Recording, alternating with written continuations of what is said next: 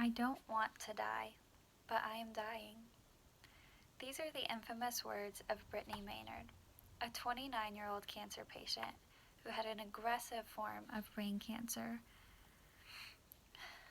who had to move states in order to gain the right to die with dignity. I've done a lot of research on this topic, and according to deathwithdignity.org, 6 states in the United States, as well as the District of Columbia, have a death with dignity statute, and 23 states are considering it this session. I believe that terminally ill patients have the right to die with dignity. My arguments for this are that euthanasia are the difference in euthanasia versus physician-assisted suicide, other fundamental rights, and life support. First, let's talk about why people are against physician-assisted suicide because of its tie to euthanasia. Euthanasia is wrong, and there's no doubt about that. But physician-assisted suicide is different. The main difference in the two is that with physician-assisted suicide, patients are in complete control. Doctors are not responsible for any part of it because they have all these safeguards set into place where the patient knows their options, they know what they're doing, and they physically have to administer it themselves. While with euthanasia, they don't have to tell them other options, they don't have to give them all this other information, and it is at the hands of a doctor physically injecting a lethal medication into them and killing them. With physician-assisted suicide, it protects patients from the inability to change their mind at the last minute. Because if they're the ones taking the pills, they can just choose not to if that's what they decide. Oregon has the best example of this act because they've had it for the longest amount of time. Since 1997, Oregon has had their Death with Dignity Act. And according to John Westfield in the Journal of Loss and Trauma, Oregon's Death with Dignity Act has many safeguards to protect against abuse of the law, including that they must be 18 years or older, Oregon residents, deemed capable of making healthcare decisions, and diagnosed with an illness with a life expectancy of 6 months or less. If they qualify for all of that, they also have to go through many more steps in order to actually be administered the prescription. These safeguards protect against the abuse that people are so afraid of.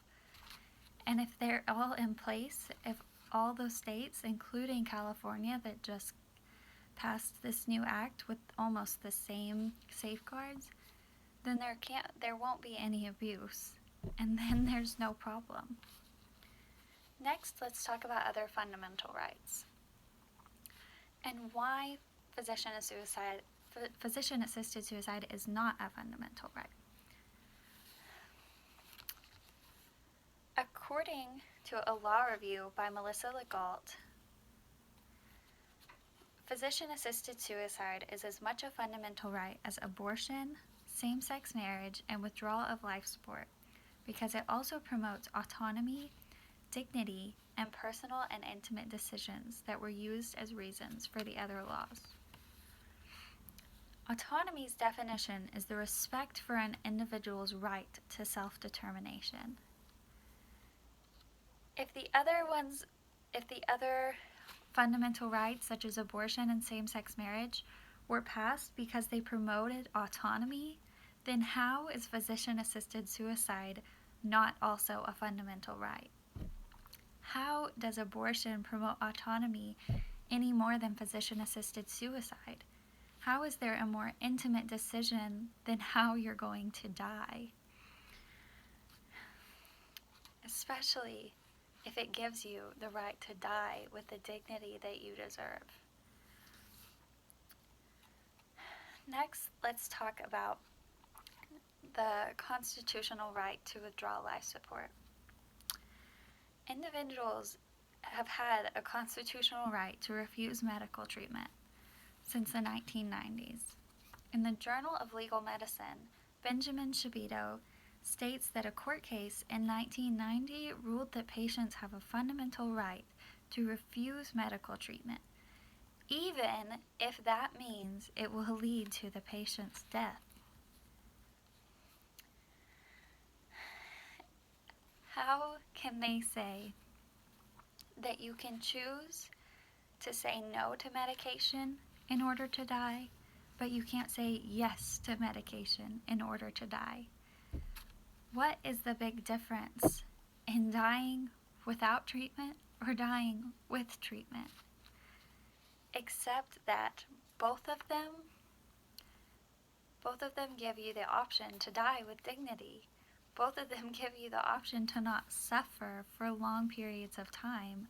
So why is one a fundamental right and the other isn't?